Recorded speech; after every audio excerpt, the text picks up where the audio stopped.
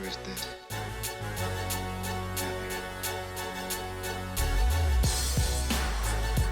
That's what I love about these high school girls, man. I get older, they stay the same age.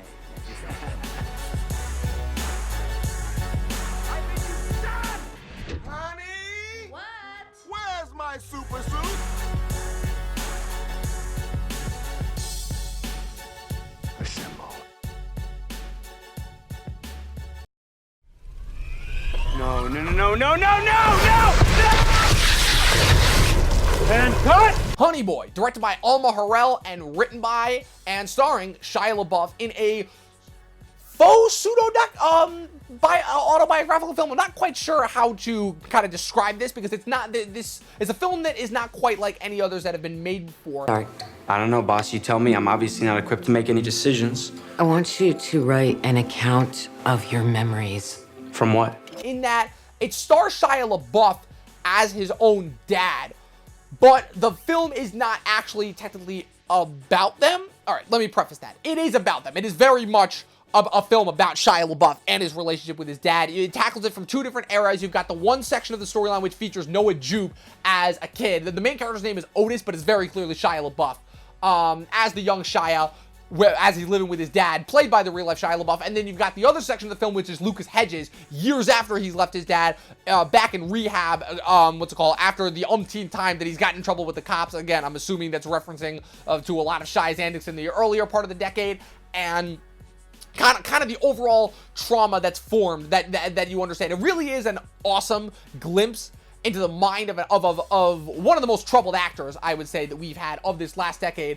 And it really sucks because every time I saw Shia LaBeouf act, I never once understood why everyone hated him. Because going back and looking at those Transformers movies, I still love those movies. Oh, no, no, no! Probably to a little bit of an unhealthy amount, but seeing what he does in those movies, it impresses me more and more, especially considering like all the behind the scenes flack and shit that he had to deal with. And what I'll say is that this film translates across those feelings very well. Like literally the opening shot that you see in the trailer of Lucas Hedges on like the Transformers-esque set, that is the opening goddamn shot of the movie, and it just goes there in terms of like really getting into like the residual trauma and PTSD that comes from those abusive relationships. And the thing that's so beyond fucked up, and what makes this such a great film, is that there is not 1 minute in the film where I feel like Shia, as his own dad, is trying to not do what he feels is best for his own son. And it really is fucked up because he's such a despicable character.